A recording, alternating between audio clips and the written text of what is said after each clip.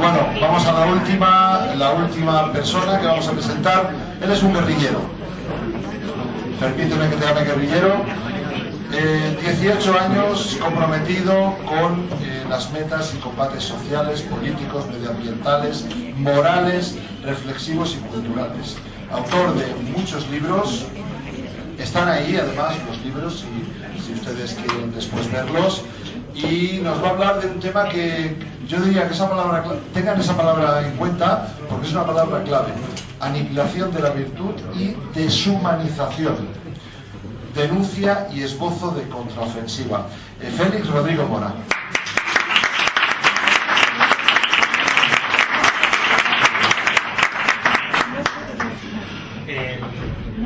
A mí me toca concluir las jornadas, hablo el último del último día. Entonces pues pasará como ahora que alguna gente ya se ha marchado, ¿no? Pero alguien tenía que ser el último, claro.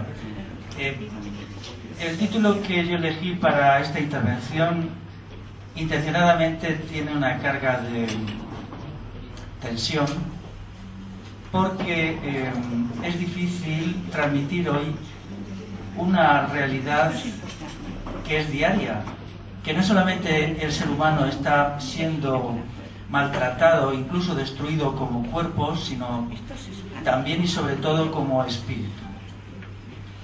En los últimos quizá 100 años, algunos elementos sustantivos de la cultura occidental, en la que yo me quiero situar sólidamente, como es la noción de virtud, han desaparecido.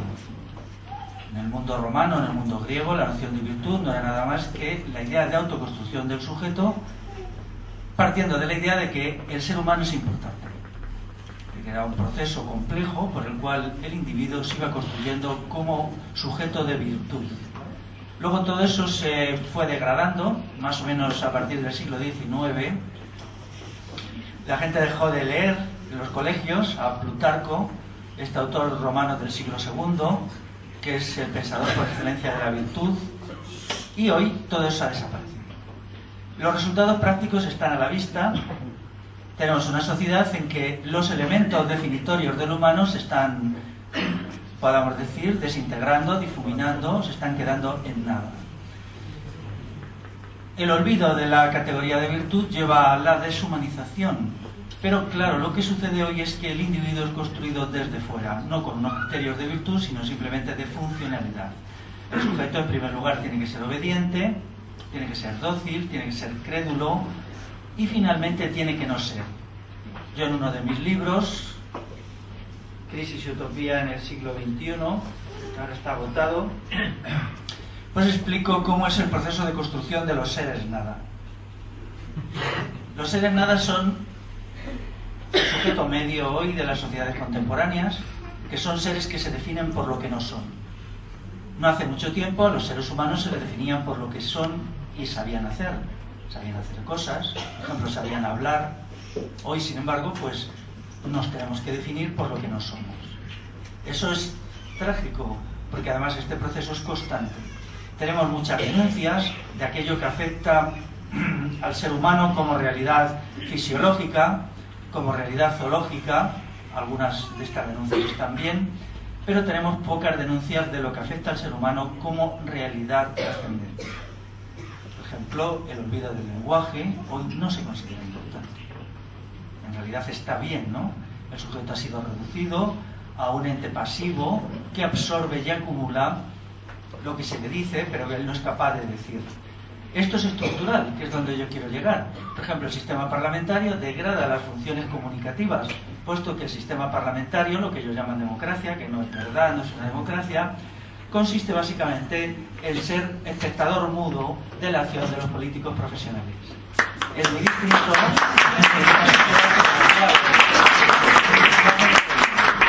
que participar en la vida política y hacerse escuchar a través de un sistema de asamblea permanente. Entonces ahí sería distinto porque las posibilidades expresivas se desarrollarían, ¿no? Hoy no es así, hoy somos espectadores, miramos lo que dice un político, lo que dice otro y en su peloteo nos destruimos. Lo que yo quiero hacer el domingo día 10 es una exposición todo lo rigurosa que pueda de la noción de virtud como autoconstrucción del sujeto y como un proyecto de seres humanos de calidad. En mi libro La democracia, el triunfo del Estado, le dedico un capítulo que es el final, ni siquiera es un capítulo, es un subcapítulo, ¿no? En un intento, creo que inútil, además de desesperado, de frenar este proceso vertiginoso de aniquilación de lo humano concreto, ¿no? No solamente es el lenguaje, es la pérdida de las capacidades reflexivas, eso se observa perfectamente, ¿no? La pérdida de las capacidades relacionales, ¿qué diremos de eso, no? O sea, prácticamente ya somos todos y todas insociables, somos insociables perfectos, no sabemos comunicarnos, no sabemos vivir colectivamente, no sabemos estar con los demás, estamos cargados de odio, ¿no? Si Hobbes, el famoso filosofillo inglés del siglo XVII, volviera a la vida, estaría encantado. Se ha creado la sociedad que él quería, la sociedad en donde el ser humano es un lobo para el ser humano. Entonces, claro, esto es muy grave porque, aunque en el ser humano siempre hay un componente residual de odio, contra el cual hay que luchar toda la vida, y eso era uno de los elementos sustantivos de la idea de virtud. La idea de virtud era una lucha contra uno mismo. Entonces uno vivía en permanente conflicto porque uno estaba bipartido. Pero decía que si Hobbes volviera a la vida, estaría encantado de ver que es una sociedad donde se ha desaparecido el afecto, prácticamente ha desaparecido, queda solo como una cantinela que se utiliza para vender productos, o también ha desaparecido la capacidad de estar con los demás en una relación permanente de autoconstrucción mutua. Estas son las constantes en mis libros. Por ejemplo, aquí tengo el catálogo de los libros que he publicado. El primero de ellos es Naturaleza, Ruralidad y Civilización, y ahí explico cómo era la socialidad en las sociedades rurales tradicionales de nuestros abuelos y abuelas, solo hace 50 y 60 años, ¿no? De eso ya no queda nada. Y lo que ha venido es una realidad preocupante porque no solamente nos han privado de los rasgos definitorios del humano, sino que la mayoría de la gente está muy contenta con esto. Porque la condición humana pesa, es una carga.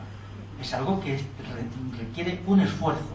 Yo por eso mi blog se llama Esfuerzo y Servicio, porque creo que el esfuerzo es la precondición de la vida verdaderamente humana y el servicio la meta de la existencia. Entonces, cuando todas estas cuestiones han sido tocadas y se nos ha enseñado a ser profesionales del odio, profesionales de la codicia, profesionales del servilismo, ¿no? ¿Qué carga de servilismo tenemos toda la gente hoy?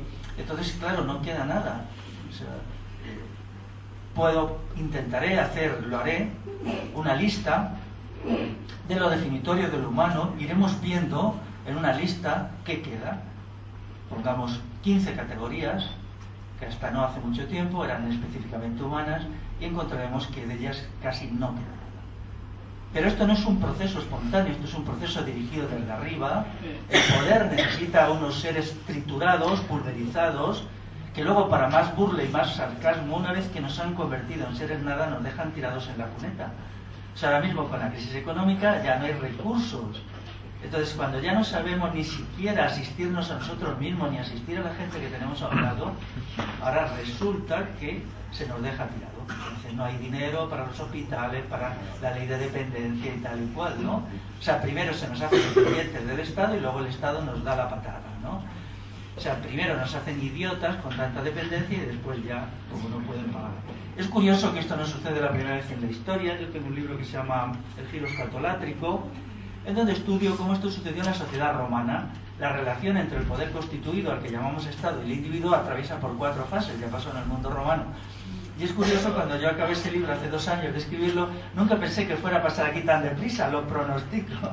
Sí, hice bien de profeta en este caso, y que pasará tal, porque es inevitable. O sea, llega un momento que el individuo nulificado por los poderes constituidos para hacerle más dócil, ya no vale para nada. Y entonces no solamente no sabe cuidarse a sí mismo, sino ni siquiera ya es mínimamente productivo. En ese momento entonces resulta que el Estado no puede hacerse cargo de todos los gastos y se le deja sencillamente tirado. Cuando Juvenal hablaba de aquello de pan y circo en el siglo I antes de nuestra era, siempre cuento esta anécdota, pero es que me he dedicado mucho tiempo a esto. Yo soy un estudioso de la historia, también de la sociedad romana, porque la considero antecedente de nuestra sociedad, y así es. Decía, ¿qué pasó de la chusma, de la plebe romana aquella que estaba acostumbrada a que la alimentaran en el circo, a veces en bacanales de 40 y 50 días, cuando Roma empezó a dejar de ser rica? ¿Qué fue de aquella gente que ya no sabía hacer nada, no sabía trabajar, no sabía convivir, no sabía estar, no sabía hacer arte? ¿Qué fue de ella, no? Porque llegó a haber mucha gente allí metida, y Roma llegó a tener 1 millón de habitantes, de los cuales populacho podía ser quizá las 3/4 partes, ¿no? Y ahora está sucediendo lo mismo, es curioso, ¿no? Y claro, ahora tendríamos que pedir explicaciones. Primero, porque nos han hecho inútiles e incapaces. Y segundo, porque ahora nos tiran a la basura, ¿no? O sea, realmente se habla mucho de la crisis económica. Voy a decir una cosita de la crisis económica. Y no se dicen cosas de lo más pintorescas, ¿no? Realmente sobre la crisis económica se cree con derecho a hablar todo el mundo sin tener ni idea, ¿no? En general lo que escucha son bobadas, ¿no? Pero hay una cuestión que a nadie se le ocurre, que es vincular todo al ser humano concreto. Es decir, sería algo muy gordo si yo dijera que una causa de la crisis económica es que los seres nulificados que hoy existimos no somos ni siquiera eficaces productivamente, y por lo tanto no puede haber una economía eficiente con gente que ha sido construida en la universidad, en el sistema educativo general, por los medios de comunicación, en seres que se autoniegan y se automutilan sistemáticamente, ¿no? Entonces, claro, ¿cómo vamos a tener una economía eficiente si lo que se ha creado son piltrafas de seres humanos? Yo a veces cuando voy a visitar sitios observo cómo se hace el proceso productivo, incluso el acto productivo, porque me interesa mucho. Yo he hecho cálculos de productividad, soy muy aficionado al estudio de la economía. Y siempre salgo conclusiones desoladoras. Digo, bueno, pero si esto, por ejemplo, toda la informatización está famosa, la informatización realmente ha incrementado la productividad del trabajo, o lo único que ha hecho ha sido hundirla todavía más, ¿no?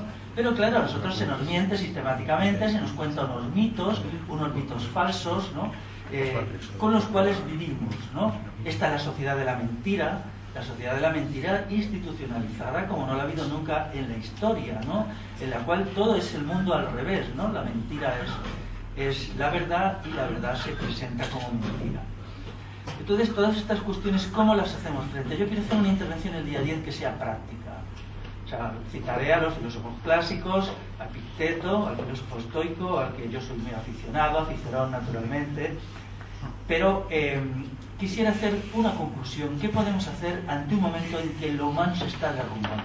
¿Y cómo podríamos popularizar la noción de virtud como precondición de la transformación social?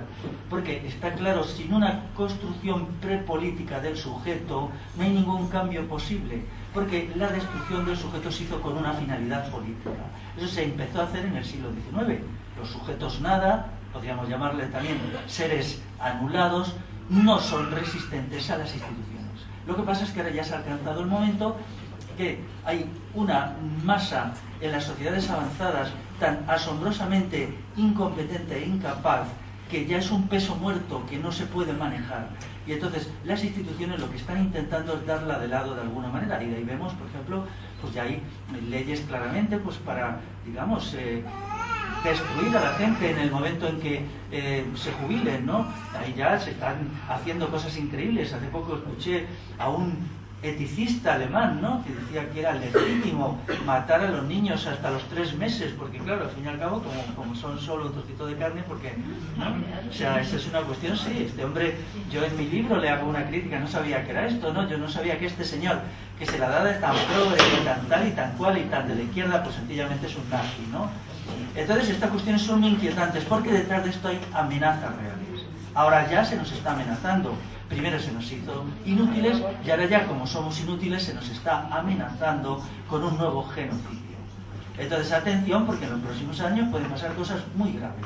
No solamente indirectas a través de la negación de cuidados. Por ejemplo, la forma como se ha destruido, con una cantidad de argumentos, sobre todo la izquierda, la familia. Se ha dicho, bueno, pues la familia hay que destruirla porque es tal, porque es cual, porque es tal, bla, bla, bla. No, bien, ¿y ahora qué pasa? La seguridad social va a cuidar de nosotros, si la seguridad social está en quiebra, ¿no? Realmente, ¿qué ha pasado de todo esto? Ha sido un juego perverso. ¿Y ahora qué somos? Una servilleta de papel que no valemos para nada y se nos tira a la basura, ¿no? Mientras aguantamos a los politicastros profesionales, sobre todo a los de la izquierda, a decir cosas horripilantes y amenazantes. Bueno, pues esto es lo que tendremos ocasión de hablar. Ya digo, intervendré en un sentido práctico y ahora pues los libros míos, si alguien quiere verlos, están allí en la mesita y espero que todas y todos nos encontremos el día 10 de junio. Pues verlos, y nos va a hablar de un tema que yo diría que tengan esa palabra en cuenta porque es una palabra clave: aniquilación de la virtud y deshumanización, denuncia y esbozo de contraofensiva. Félix Rodrigo Mora.